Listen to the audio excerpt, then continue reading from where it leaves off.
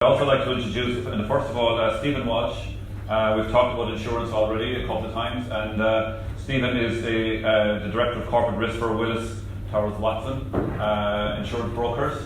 Siobhan Murphy, then the Divisional Director for GBA, Donal Buachalla, just to talk about the upcoming rates revaluation for County Kerry. And then Gerardo from the Head of Hospitality Sector Business Banking with Bank of Ireland. And finally, many of you will already be familiar with Eoghan Corry, travel industry commentator and I suppose general expert on tourism and travel in general. Maybe the more tourism side of things in a couple of minutes, but what I might start off with is Stephen in the first instance regarding insurance. And I suppose as a venue operator and as a hotelier, it's something that we're very conscious of. But as you've heard today, Stephen, there's a lot of concern about the wider tourism or the wider insurance issue around festivals and events and how they can actually manage to survive in the current climate of insurance and the insurance culture and the claims culture, if you want to put it in a better way, and also the impact it's having on venues. And we've heard examples in Khmer where they can't even open the late night bar anymore because of potentially one of the key issues being insurance. So I suppose in the first instance you might kind of give us an idea about changes that we're seeing in what's happening, I suppose legally and at a legislative level, and how that's starting to move along a little bit, hopefully. I think the problem, sometimes I have a bigger problem with the fact that I'm talking about insurance, or I'm from Dublin, I'm not sure which is worse. Anyway, thank you very much for today. Actually, Patrick invited me. It was very interesting, the whole thing, and I learned a lot. It's nothing to do with insurance, but the wider issue of tourism is really interesting. I can understand fully you looking at me and say, oh, he's an insurance guy, and God help us, and here we go. And looking at the review of the season and Bernadette talking about rising costs, staff, I can understand fully the issues you have there. Rising costs obviously is the biggest issue. Insurance might be considered a necessary evil, or maybe just an evil. You need to cover your assets and your liabilities, but you want to make sure that it doesn't cost you too much. But insurance does cost you too much. I'm an insurance broker, and I have to try and place that on behalf of my clients. I'm not an insurance company, I'm an insurance broker. So in many respects, I have the same issues as you, because I have to try and get the best deal I can for my clients. That's not easy, really. Sorry, I'm not looking for sympathy, by the way. But there are a few issues that we have to try and deal with. The legal issue, obviously, is one particular position is always difficult here, because any payment on a claim, and you mentioned claims, any payment on a claim is about 4 times what it is in the UK. So if you're looking at a premium here, it's going to be a heck of a lot more expensive than it is in the UK. On top of that, then we're talking about insurance markets, all right? Now, you probably think, oh, there's lots of markets out there that will quote you. Well, actually, there aren't. There aren't a lot of markets. If you look at Lloyd's, and historically, Lloyd's over the last few years, Lloyd's lost €2 billion in underwriting in 2017 and €1 billion in 2018. So mid-year they decided, well, we need to look at this. All right, so they looked at it, and what came out of it is basically they looked at a whole lot of syndicates and said, you're not insuring anymore. You're not going to take on this risk anymore because you're losing money. The problem is that some of those syndicates who would have been insuring in this insurance market in Ireland are pulled out. Okay, so you've got a lot less insurers in the market to do leisure risks. And leisure risks, unfortunately, people, is not a popular risk with insurers. Why? Well, insurers want to make money, just like you want to make money. And if they're not making money, they'll pull out. The other problem is that there's only about 2 insurers that are local insurers, FPD and IPV. FPD lost 80 million about 2 years ago. They were in financial trouble, and they got themselves sorted, and I'm glad to say they're back on and underwriting again, and they're making money. That's good. But because of that, they started putting up the rates. The other issue is a lot of insurers, their masters, their head office is in another country, whether it be UK, America, Germany, France. All the top guys that you think of, the likes of AXA, who are a big insurer here, their head office in France. So the insurer is determined to make sure that they make money, and they look at Ireland as a region and say, are we making money on it? They're not making money. And they basically say, okay, either the rates go out, we put out. So that is what I'm dealing with as an insurance broker. And again, as I say, I'm not looking for sympathy. I'm trying to get the best deal for all of you if you're clients of mine. And it is frustrating, there's no doubt about it. It is frustrating primarily for you because you're paying the bill. It's frustrating for me for trying to get the best deal for you. But not only the best price, but also the best cover. It's very important that you have good cover. You don't have warranties, like a lot of syndicates will be throwing on warranties you don't realize are there. So, on top of that, sorry to be pessimistic, on top of that, we have Personal Injury Assessment Board, an injuries board, who came in quite some years ago with the determination not to deal with any solicitors under any circumstances. That has changed over the years. And the situation is now that if someone's going to make a claim, they automatically will go to a solicitor. The solicitor goes to the injuries board to make a claim first and foremost, because they have to in connection with liability claims. And then from there, they decide how they want to go from there. So, with the book of Quantum, and it's you can go into it quite easy enough. 5 pages of it, I have it here. Won't bore you with the detail, but it's very interesting because you look at one thing I was particularly looking at. There's one region where they had facial injuries that went from about 15,000 up to 50,000. Huge numbers, absolutely huge numbers. And it all depends on how it's represented as an injury. And of course, those injuries can be strung out, as you all know. So, any positive news? Well, there is actually. The interesting thing was, in the news only last week, the Chief Justice Frank Clark was saying about the fact that a judicial review is starting up. He's bringing a team together, hopefully fairly soon, although various bodies have been given out back a delay in it, but it is moving. And what we're hoping that might come out of that is the fact that they're looking at the injuries that we have at the moment and trying to correspond with what happens in Europe, for instance. I mean, what happens in Europe is completely different to what happens here. And we're an international group I work for, so I deal with colleagues in Germany and France and so on. They cannot understand what is paid. They just do not understand it, because nothing like that is paid in Europe. And I suppose we have to try and get to that. But people make claims, and in the past they found it easy to make claims. And so that's what we have to try and deal with.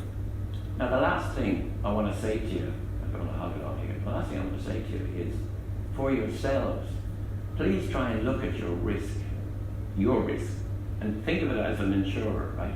And they're looking at your risk and saying, why should I insure you? So the whole issue of slipping and falling, which is a thing that may happen and maybe a genuine claim or may not be a genuine claim.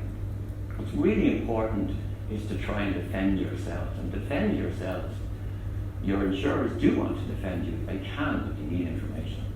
So when something happens, get a record as quickly as possible. Get a witness statement if there are any witness statements. Take some photographs. If you have CCD, keep it.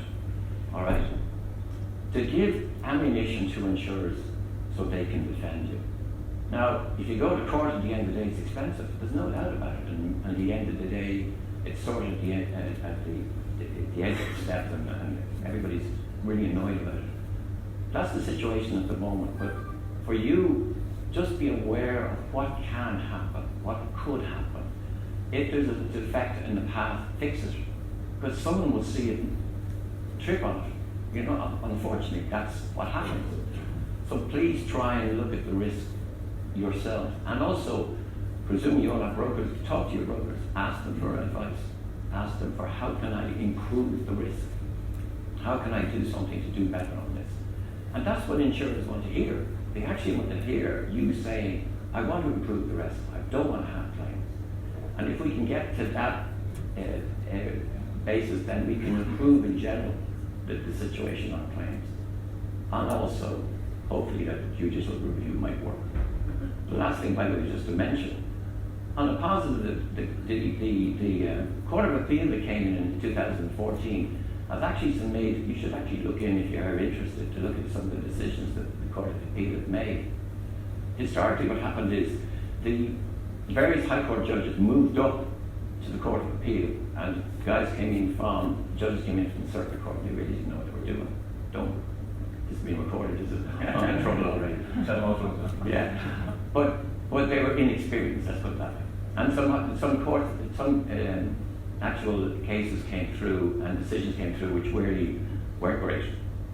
But they were kicked out in the Court of Appeal.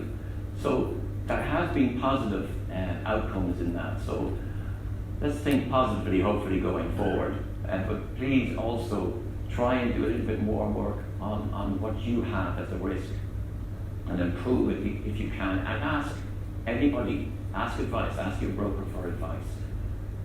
Hopefully that way. That's fantastic, Stephen. Thanks a million. You kind of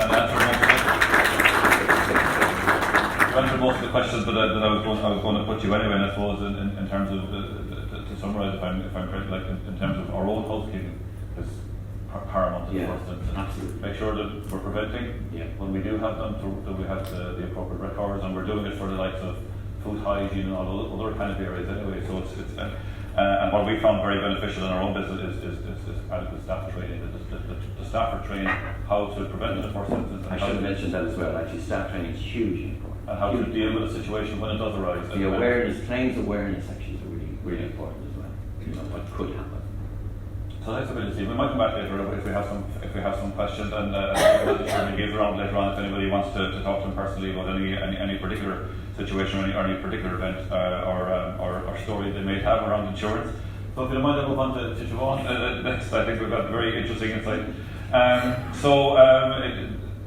As we're all aware, and any of the ratepayers in the room have got letters already regarding I'm not sure exactly what the official title of the revaluation is, but Siobhan might fill us in on that, what it means for our businesses, and what advice that you might give to the various different businesses in terms of how to approach the revaluation. Yeah. I'll start with that. Well, I'm sure everybody in the room here probably received some sort of correspondence from the valuation office recently to inform them that there is a revaluation going on, and it will affect Kerry ratepayers. And it is known as the 2021 revaluation, and there's a number of other counties. You've got Clare, Galway, Mayo, and Donegal included as well. So effectively from 2022 you will be paying rates based on a new regime. So the rates that you're paying at the moment will have no bearing on the rates that you will be paying from 2022. And believe it or not, the rates that you're actually paying at the moment are relative to what we call an 1852 valuation list. So quite rightly, that has to be scrapped. And this is part of a revaluation campaign that's been going on since 2008 in South Dublin when it first started. So essentially the task that the Valuation Office, which is a state body, has been asked to do is to place a rental valuation on all commercial properties in Kerry. So it's a question of, I suppose, how they do that. If it's a shop on a main street, I suppose there are rents there for them to analyse and build based on that. But when it comes to, say, hotels or pubs or more industries that you're involved in, then it generally would be on a receipts and expenditure basis of valuation. So they would be looking for your statutory accounts and management accounts, and it will be on a basis of that. They're more kind of likely to do it on what we call a shortened basis of valuation, which is a percentage of turnover.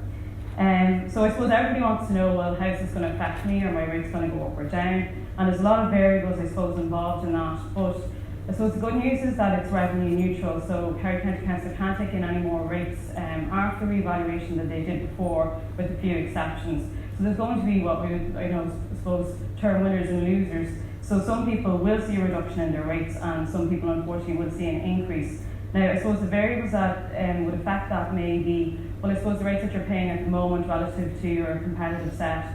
It's not uncommon, say, for an extension to be built to a property and for it not to be reassessed. So from that perspective, perhaps you're paying less rates than you should be to begin with. There's also, I suppose, the method of valuation. So generally speaking, say for instance, pubs and hotels are done on a rate per square foot at the moment. That will change to, as I say, a profits-based, or not even a profits-based, but a percentage of turnover. based on analysis of all accounts provided by all the ratepayers in that particular sector, carried out by the Valuation Office. So that can see quite, significant swings in the rates that you would be aware of paying and what you will be paying. Whether it's the good or the bad, it depends. But also, I suppose, the actual ARB then set by Kerry County Council, which is a function of the elected members, and when they look at the projected income and expenditure for the year post-revaluation, they will divide that by the aggregate of all the commercial valuations. And you will, instead of what you're used to, I suppose, a multiplier, being about 79.25 at the moment, you will actually start paying a percentage of your valuation. So your rate of valuation may be, 100 or 1,000 at the moment. That could jump up to 20,000, 100,000, and you will start paying possibly anywhere between 20 and 30% of that going forward. So I'd say, as a very kind of crude rule of thumb, if say your rates are less than say 2 to 2.5% of turnover, then there's quite a possibility that you would be faced with an increase going forward.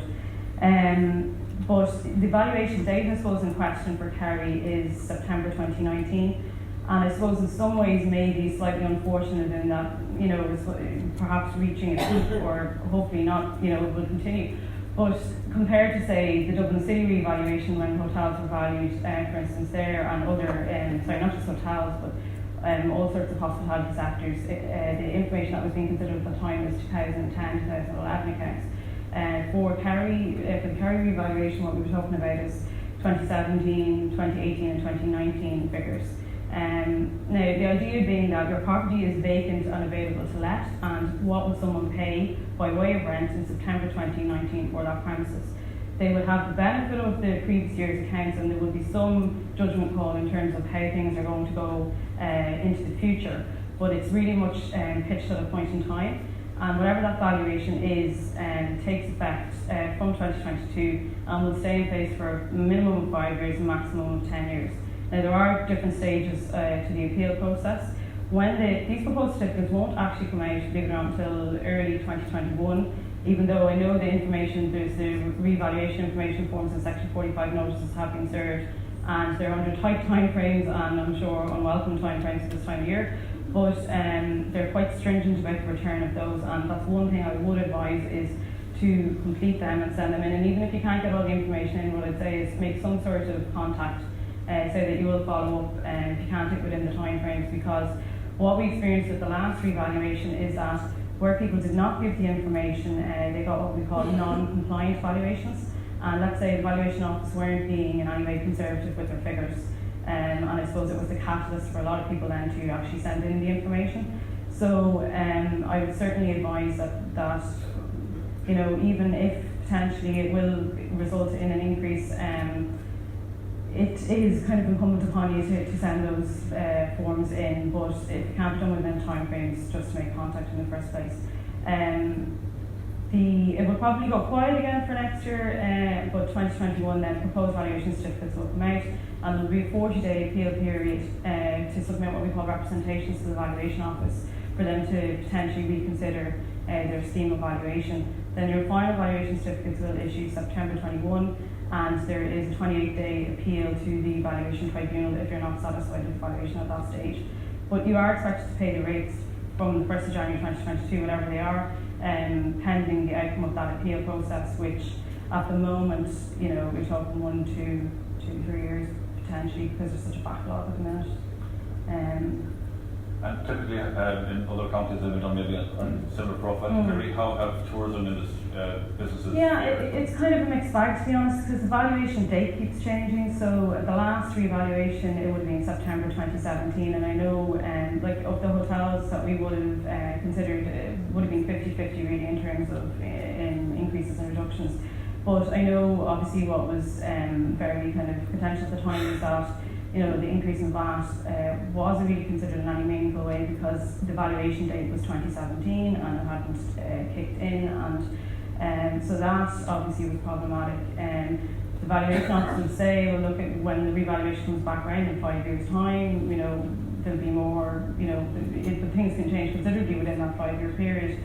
But ultimately, they have to be fixed to a particular date and time and the circumstances that exist at that stage. So I know, again, if I go back to the Dublin City revaluation, that was based on a 2011 valuation date, and a lot of the hotel industry, or a lot of the hospitality sector seeing substantial increases. And I know at the time, for instance, that the IHF was very strong on lobbying for the revaluation to take place in Kerry as soon as possible, but unfortunately it's 2019 and it's only happening now. So it's all very cyclical and depends on where in the cycle and the market conditions that prevail at the time that will affect evaluation. But at the same time, the ARV that the council determine should offset that to some degree, because that should also reflect the conditions. And if they're high valuations, then the ARV should be lower, because ultimately Kerry County Council shouldn't be taking in any more post-revaluation than pre-revaluation, with a few exceptions, which are new property and inflation. And they've also kind of changed legislation most recently to have a kind of reserve fund for reductions post-tribunal appeals, because the councils are being caught out to millions, the tune of millions in some instances, when appeals have gone on for a number of years. And so that's where things are at the moment. So I suppose the advice is engage early. Yes, definitely. And if you need the support of someone like not to be shy about doing that, because it can have and what I'd say is don't leave it until the proposed certificates issue in March 2021, because the time frames are just so tight, it's just impossible to kind of give the advice that's needed. And really, in the next year, it's to prepare and to budget, and we give a reasonable estimate as to where things might end up. And try to be as accurate as possible in the sure supply to avoid having to go through an appeal process afterwards if you're not happy with your valuation. So hopefully people found that valuable.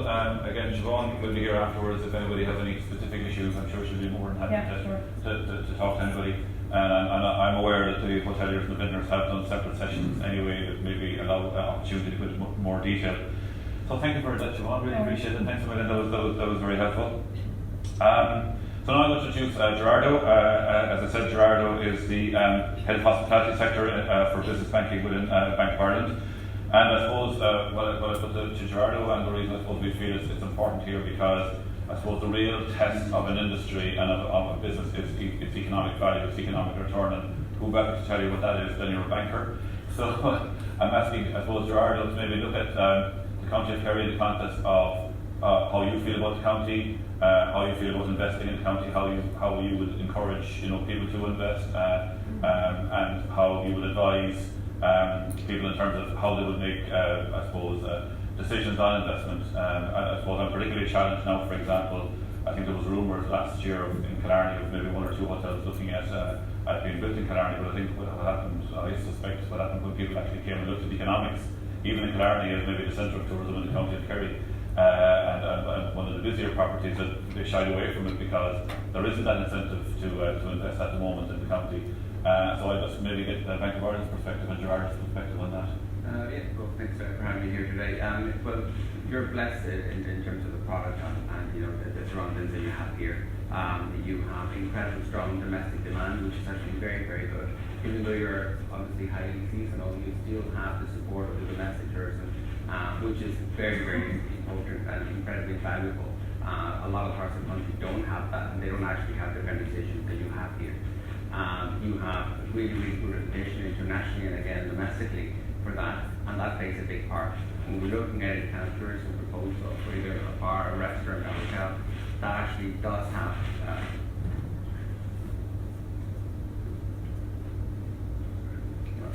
that does play actually a huge part. The fact that the destination is already well developed and you're not banking on a huge uplift that is actually just going to be coming from a short-term strategy of using an individual distribution channel, or that you're discovering something that all of a sudden is going to open the floodgates for your business. So that and the fact that you're a very well organized destination. I mean, there's a few around the country, like Westward, as mentioned earlier on, that have destination Westward, and there's a few others that do have a lot of emphasis in actually encompassing a better tourism product that looks at the different aspects of the visitors that you're getting in here, and you have that already. So all of those things actually play incredibly in favor of the destination. Now, there's also things that are against it, and obviously there were a few that mentioned before. You have the insurance costs, you have actually difficulty in sourcing staff, Like here, for example, with the demand that you have and with the demand that you have for Airbnb products, this destination is one of the ones that hasn't actually yet been named as a high pressure destination. As you all know, like Dublin, for example, now you can't have Airbnb accommodation at a massive scale. That hasn't happened here. It could actually happen in the future, depending on who actually decides to voice here the fact that that's causing a problem. In Dublin, for example, it was because there's a huge problem for hotels, bars, and restaurants in the city centre to recruit staff members because they were all being taken by temporary accommodation. So it was incredibly expensive for them to actually keep them, and the pressure mounted on, and that's what about that Dublin is actually one of those high pressure areas that was actually Airbnb is quite limited. You don't have that here yet, but it could happen in the near future. In terms of the attractiveness of the product, the tourism season for like 16, 17, and 18 were so strong that I think everybody just, there was an awful lot of money being reinvested in assets without really looking at how smart sometimes it is the investment decisions were, because if you were getting such a big increase in organically for visitors to the county and a lot more Americans, that even if you had invested in something that perhaps wasn't the best decision, you would have still seen a return on investment.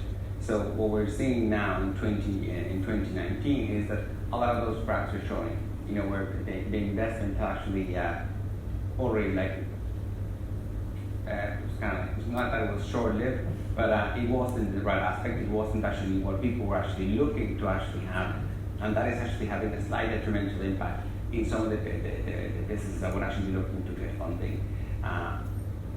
It is actually still incredibly attractive to invest here. What you were saying, for example, about the accommodation product not being delivered here, because yes, there's minimal amount of rooms being delivered. It's actually prevalent in different parts of the country for different reasons. I know that, for example, we have 14,000 rooms in the pipeline. It's an increase of 71% in the room stock. The same in Cork. Cork has 1,900 rooms in the pipeline, 900 rooms in the pipeline, which is equivalent to about 40% increase in the room stock. A lot of rooms are going to be delivered, but even in those destinations, people are not opening them up because they know that the second you actually develop that accommodation, there's going to be an impact of 3 or 4 years in which the accommodation is going to be diluted. In Dublin, for example, and I know I should be referring to Dublin so much, but it's the one that actually takes, the numbers actually vary quite sometimes dramatically. The month of October, for example, the RevPAR was down in Dublin 7.3% for the month of October, which is dramatic. You didn't actually have that here. The average rate in Dublin actually went down by 10 quid for the month, which is in a 100-bedroom hotel, that would be about 36,000 euro that you would be losing on the bottom line. And it's a massive hit to take. So all the people that are actually looking to develop hotels in Dublin are already looking at that softening of the market, knowing that next year there'll be another 5,000 rooms being delivered, and that immediately will put them off investing. As a banker, you look at the product that's being delivered, and the main thing that you look at is where you're opening the business. Whether it's a bar, restaurant, or a hotel, it's always going to be about location. So if you're looking to open a hotel and it's going to be here in the Market Road, you have nearly a sure deal, because the footfall is here. It's a traditional area where people will be coming. But if all of a sudden you're looking to opening a hotel half an hour out of Dingle, it'll be a completely different proposal, because you're going to have to get the people to start going to that destination, and that takes a lot longer. And it is those first couple of years before the destination is actually built that are the risky ones. And the last thing that is really impacting then on the potential of us financing some of the small business is actually the pressure that at times is being put by industry bodies. Just for example, at the time of the budget, you have the RAI, the BFI, and all of them saying, we're struggling, we're all thousands of us are going to be closing down, this is sustainable. And our credit committees see that as well. And if you're seeing from everywhere shouting, pubs are closing, restaurants are closing, this is an unsustainable situation, you're not going to get our credit committee then to just go and say, oh yeah, sure, let's give money to this remote restaurant in the middle of nowhere. It is very, very hard. So like half the time I actually spend the time convincing our credit committees that sometimes the news that are actually relayed to them from associations really have a political agenda of trying, for example, to control the VAT, which is, of course, is a big impact and it has to actually be worked on. But you have to remember there's consequences to those things, because the media exaggeration of those things does have an impact then in the potential appetite or the potential view of the sector that we could have. So you're saying, from the point of view of the credit committee, it's very important to be selling a very positive story, not just to our customers or to our locals, but to the... It isn't always just a very positive story. It's actually finding a story that is that is real. You know, if it is actually something tangible and you do have, you know, something that is really going bad, yes, highlight it. You know, that is my job. But I think a lot of times, especially reading just a little between the lines and see what is out there, what are the real opportunities that haven't been exploited. So from a destination point of view, Gerardo, what do you think is something that, like an organisation like we're trying to look at here in terms of an industry-backed organisation, can do to support the idea of investment, or either reinvestment by existing operators or even external operators who may want to look at, you know, they can make positive change to the destination? Are there ideas that you have or advice for us that you could think would? Well, I think the first thing is just organising yourself. There's a lot of synergies that actually can you can develop by just actually working together a little bit more. You know, just from a point of like you were saying earlier on about sending somebody further up the road for the dinner, even though you might not actually get them to come back later on. It is just as very important that the customers nowadays look for experiences, as we all know, and if the community is actually organised in a way that the service that they provide can actually encompass more than one experience or more than one service centre, and that would actually organically deliver more visitors, and then opening more hotel bedrooms or opening more restaurants is going to be feasible. But it does take an awful lot of time. I mean, personally, I come here to Kerry quite a bit, and there aren't that many really good restaurants in town, and there's a problem keeping the good chefs here. But I mean, it is something that, you know, visitors do consider. Maybe a perception we have to manage better, Gerardo. Maybe they're here, we just aren't talking about it enough. So thank you for that, Gerardo. I think that was very interesting, and I suppose it was a different angle for me in relation to giving the confidence in the people who are making decisions on investment in the county and what they might think of and what they might look at. So thank you for that. We might come back again because I think there's a fairly general theme coming across in this, isn't there? So I'm going to move on to Eoghan, and I suppose Zini talked about benchmarking there, Eoghan, and you're a well-travelled individual, and I suppose having recently come back from Lanzarote Food Festival, and I must say he jumped through hoops to come here. He arrived at the Dublin airport last night at 11 o'clock. Travelled down to Kerry, arrived at, I don't know, 2:30. I was up right in Buachalla this morning. So no traffic jam in the day last night. No, okay, that was helpful. Just to introduce what I do, I spend, from the point of view of people in this room, I spend an inordinate amount of time travelling. I do all the major tourism events, from Fitur in January in Madrid, which is great for South America, through to World Travel Market a couple of years ago. Some people in the room will be familiar with it, and the IATA Aviation Conference will finish me up in Geneva in 3 weeks' time. Basically what's happening in aviation over the next 2 or 3 years. So I'll be looking at what the trends are, and you were talking about benchmarking. Where does Kerry fit, and where does it as a region fit in the world? I see a lot in where I go of substandard product being promoted very successfully, and very high quality product not being promoted at all. And the way people make their decisions, they don't actually, we all think with the internet we make a decision where we go on holidays. We actually don't. Somebody tells us how to do it. Google ranking might tell us how to do, where to go. In the old days, the tour operators would tell us how to do it. But I think Brenda Griffin introduced by talking about access. It's all about access. It's all about where the aviation, the air companies will let you go and at what price. One of the most beautiful countries I've been in this year was Iran. It's not going to be a major tourism destination anytime soon because of perception, but largely because getting there is such a drama. And when we look at where does Kerry belong, where does it belong in access, it's not badly served. I know there's a lot of hard debate about Kerry Airport, but the 3.5 hours or whatever it was, it took less last night coming down at the middle of the night in November. But the distance from Dublin isn't that big a problem. The fact that you are a little bit far from Dublin serves you to your advantage because it gets you bed nights here. The Let's Talk Tourism Conference that Margaret organises so successfully, a bit of a mantra over the last few years has been the call from Clare, and especially from Clare, how a destination turned into a day trip because of the improvement in the motorway. So all those great improvements Brendan Griffin was talking about earlier come at slightly a price, but improved access sometimes affects your bed nights, but you have no problem with access because of Dublin's growth, and the growth of Dublin might come under pressure over the next couple of years. That's something that maybe we'll revisit. The second thing that I would say to you is marketing. You see places marketing an inferior product. Your product, there's no question about it, but I do think that the huge advantage of marketing that you guys have probably goes unrealised in the county, because Kerry's an international brand name, and Killarney's also an international brand name. And when you go to the likes of when you come, I often say, when you're thinking of marketing, think like a Californian, because they are the masters at it. They produce these amazing buzzwords and these amazing videos about sometimes product that is iffy. And you see people like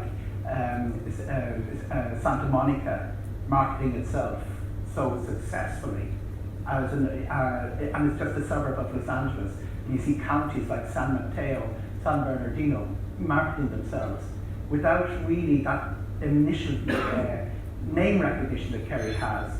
You have a major name recognition, and it's a question for people in this room is how you realise that. Sorry, I've gone on a bit there, Patrick. No, that's exactly what I want to hear from you.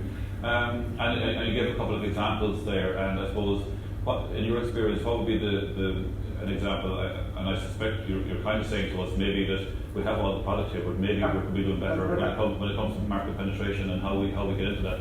Are there benchmarks and examples maybe of destinations that you've experienced that we could emulate and that we could look at? What happens really is people sit under a national tourism body, in our case Tourism Ireland. They sort of say, you guys, you're the smart guys, you do all the work. Very often they're not doing all the work for you.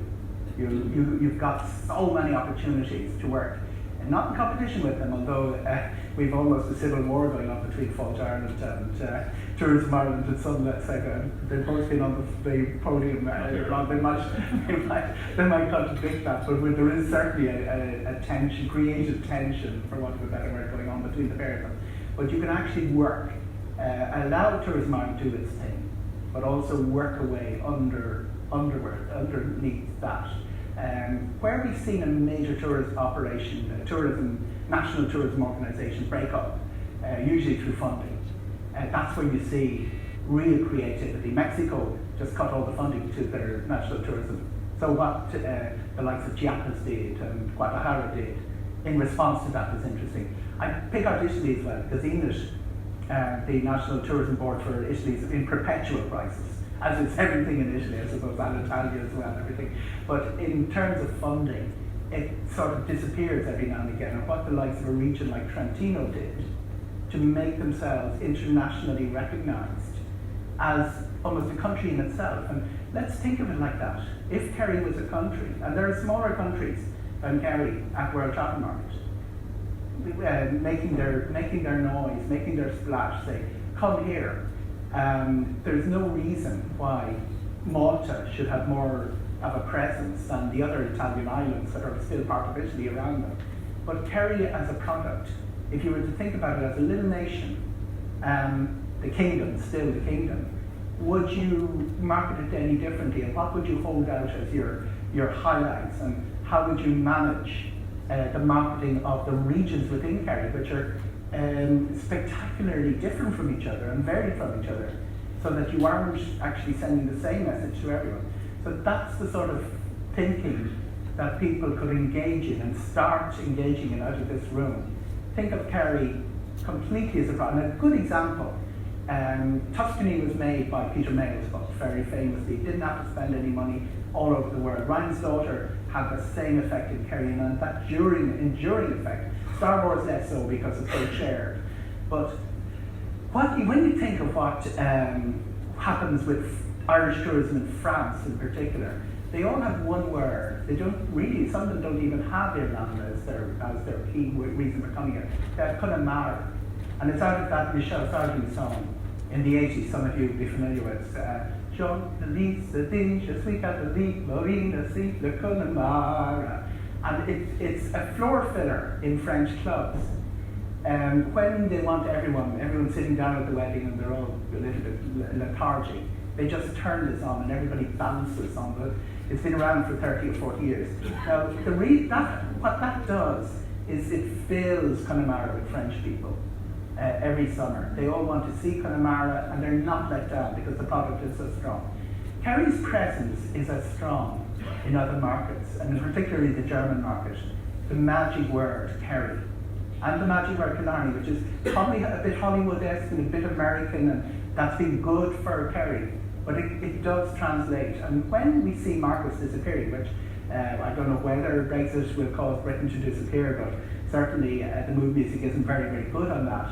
We should be looking into the likes of those countries, those big markets, big outbound markets that have some sort of name recognition for Kerry. Germany is the obvious, easiest example, and go chasing those. Focus, we don't have much marketing money, we don't have much marketing time and energy and headspace, but focus on the places that will yield quick results. And they would be the places where the brand is strong, and we have a dual brand. We may even have a third brand. We may even have Dingle in there, Ring of Kerry. Ring of Kerry is mentioned in that song, Connemara, by the way. And so gather those names with huge name recognition. Because I can guarantee you, San Bernardino County and San Mateo County in California, they do a great job and they get tons of visitors and they spend acres of money because they have tons of money. But they would give a limb for something that has the name recognition. They would regard Yosemite as the big California name recognition. They would love to have a Kerry Killarney or even Ring of Kerry Dingle as name recognition. All those are the good news stories that should be played up that Gerardo was talking about. Also, I'm fascinated by the size of your industry. 410 million is between what the mushroom farming industry is to Ireland. It's considerably more. And you saw the amount of noise they can generate, particularly in terms of Brexit, and almost as big as the pork industry. I mean, remember, that famous, the tarnished pork scandal, which dominated the headlines. It was like something from Father Ted. Mr. Hogg, the Hogg's plant in Clohammon caused a bacon scandal. But their industry nationally is not that bigger than Kerry's tourism industry is in one county, and the figures are bigger. This 8,000 employment is 2,000 more than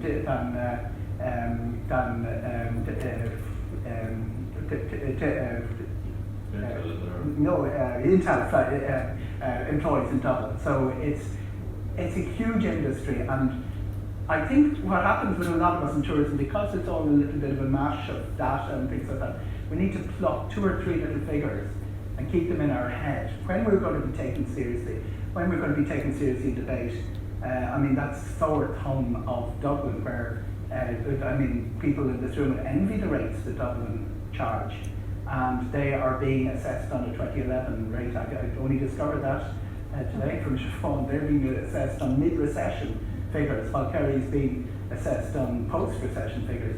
Those big debates, those big arguments, which we all should be engaged in, it's important to keep those important set of figures in our head, that this is the size of our industry, and we really, really count as an industry. And this is just within the county, never mind what we're doing nationally. Okay. Fantastic one, thanks a million. Can I come back to you, Zini, again? Obviously, you prepared your presentation, and I would say it was really eye-opening, I suppose, and it resonates a lot with a lot of discussions that we've been having in terms of why we need to do what we're trying to do with the Destination Management Association. I wonder, have you any thoughts on some of the stuff you've heard today in the context of what you've presented, and is there maybe some extra enlightenment you can share with us in terms of how we could take it forward? Well, it seems to me that you're already on that route, and just even in terms of the numbers of people who are here and the sorts of things that are being discussed are all about sort of strategic thinking, I suppose, and at the destination level as well as at the business level. So some of the things that are being talked about now are firm specific, but that you also have that view at the destination level. And in lots of other destinations in Ireland, there isn't that view. That the destination management bit tends to be left to a different body, if you like. and the businesses tend to be focused more on the businesses. So I think that that's something that is a really good sign, if you like, that you're moving. And I suppose it's also, you know, there's lots of commentary, and rightly so, about you know, Kerry being, you know, the centre of tourism in Ireland and etc. But I suppose there is always that fear that that can change, is that as you have different tourists looking for different things, that, you know, destinations have to move with those things, and sometimes the destinations that are on the back foot have the advantage that they're starting now, and so therefore perhaps offer things that are geared towards what future tourists want. So I'm not saying that is the case, but I suppose I'm saying that that's something that maybe needs to be considered within the mix. Yeah. Okay. I suppose as an academic, and I'd just be interested in, because it's a thing that comes up with us regularly, is data collection and the difficulty there is in separating out our towns and our region when it comes to visitor numbers. And all that. Now I put out figures earlier on, but I'm not even convinced that they're absolutely correct, and it seems it is difficult for us. Have you any advice in relation to how? I wish you could sort it, because as an academic, this is something that we would love, is to be able to track differences in destinations and to be able to compare them and to see how things are changing. You know, we have just got funding to start a research project now that we're starting in the new year, and it was to think about what data is being collected, of which our sense is very little, except maybe in small amounts. We're seeing small amounts of sort of community tourist offices are telling us that they are collecting a little bit of data, with the view to us thinking about how could we possibly think about at destination level destinations collecting this data, and then let's try and do something with it. But no easy solution, but we need to have a solution for that, I think, going forward from a national perspective. Okay. Any questions? Yeah, so first of all, maybe for Eoghan, can you address Shannon Airport in Clare, what that means for tourism in Kerry? It's a bit of an issue that Shannon is seen almost as a Clare airport, and the good news is that when they're dispersed, they tend to disperse south because of the strength of Kerry's branding, that rather than northwards, whereas, you know, the Shannon-Galway connection would always have been handled. Shannon's biggest problem, and it's a problem that won't go away no matter what political power it has. It's quite a power. It's a sort of swing county in elections. Is that it's a seasonal airport. It doesn't have the outbound population that can sustain it 12 months. So all those transatlantic services, everybody's happy to bring them in, but happy to bring them in only for 3 months. It doesn't have the weight that Cork would have. And in the long term, I do see, I mean, it's quite clear that the road access to Dublin has hurt Shannon and also hurt Cork. But we are in a situation now where there is only one, Dublin will have 32 million passengers, Shannon will have 2 million. That really is, there's no comparison between them. And we're in a situation where we, as an inbound tourism industry, have to decide, is one big airport serving our country the best solution? Because even Belfast is 5.5 million. It's not, with a substantial outbound population, isn't able to compete. And where the Kerry airport, and this is important in it as well, will figure, is that a transatlantic flyer will think nothing of getting off a flight to Dublin and flying down to Kerry, that short flight down. And that internal service that the Minister name-checked earlier on is pretty important, because it does, you know, when you've flown in, flying from Dublin to Kerry doesn't, you know, it isn't that big a deal if the roads start improving at the level we're talking about. But for a transatlantic passenger, that is important. Shannon selling Kerry as an inbound add-on to Shannon, there is a problem with that. Thank you. Could Kerry look strategically at setting up a Kerry-based booking platform and compete with Booking.com for offering reduced commission rates similar to direct hotel booking commission? Anybody particular want to take that? Sorry, I'm on into this again. I hope I'm not talking too much. Booking.com, they're the evil empire. Their rates are really, really rapacious. But there is no competing with them. And what we see happening internationally is everybody who goes up against them, they fight a little bit and then they decide it's not worth the trouble. We're at the stage where search engine is gone beyond the power of a hotelier. Everybody that lands on the front page of Google search is going to be an aggregator. And why enter a battle we can't win against the aggregators when a lot of the aggregators that what we thought were successful aggregators a couple of years ago are all succumbing and collapsing under the power of booking. And it's the opposite. When you think of it, it's the opposite of what was supposed to happen with the internet, which was supposed to be a force for democracy and give the power to somebody in Killarney to sell their product to someone in California.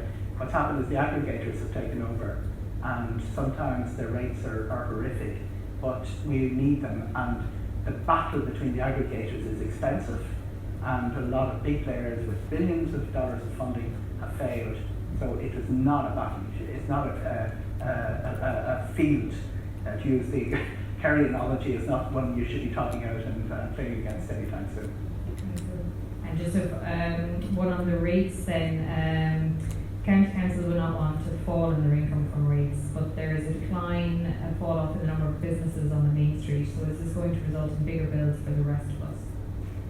Yeah, well, I suppose even if the property is vacant, the rates will still apply, and the owner of that property can apply for vacancy relief, that can change from year to year. But obviously, the less amount of commercial businesses that are contributing to the pot, that can have an effect on the AOV that the council set, and that therefore applies to all the businesses across the county. So, where revaluations have taken place in most recent state Fingal, where there's been a lot of new development, the AOV that we would have expected to have increased hasn't increased by as much as we would have expected. So yeah, the converse is true. If there's a fall off in kind of business that is rateable, well then therefore you will see an increased AOV affecting every other rate player. So unfortunately that is the case. Yeah. One final one maybe for Eoghan then. How would you rate Kerry's online messaging? Facebook, YouTube, videos? Very strong. This is one of the areas that Ireland in particular has been performing very well when it comes to people talking about the tourist boards, when all the tourist boards get together and they want to look at somebody doing it very successfully. The Tourism Ireland is held up there as probably number 2 or 3 behind Australia. Generally behind Australia is regarded as the leader with a huge budget. Kerry differentiating itself it can be really expensive. So it's one of the areas that if you want to chase online, unless you're going to spend a hell of a lot of money, you're not going to end up winning the battle. So this is one of the areas where I say let Tourism Ireland do the work. They put a big budget into it. They've interestingly worked out things which I thought would be dead at this stage, like email lists. Still, they're crying out for product.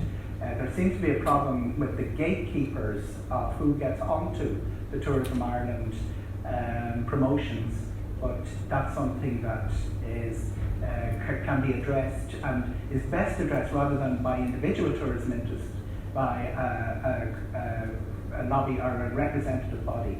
And it's something that certainly, if I was thinking of online, and Kerry's, as I say, the name recognition is terrific. So if I was thinking of addressing it and increasing it, I would do it as a representative group or as a lobby group, and it would do it with Tourism Ireland because they're pretty much best in class. So not everything Tourism Ireland does is best in class. That's one of the things they really do well. That's great. Can I, first of all, thank this panel, but on behalf of everybody here, thank all the speakers we've had today. Everybody came here of their own volition. They're all invited to come along, and they've done it, given their time of it. So I really like to appreciate the panel here, but all the earlier panels as well, and thank everybody so much for the contributions they've made. I think it's been fantastically valuable. I hope I found a lot of value in it. I hope everybody else has. So thank this panel, but also everybody else. So thanks so much, and everybody is available afterwards.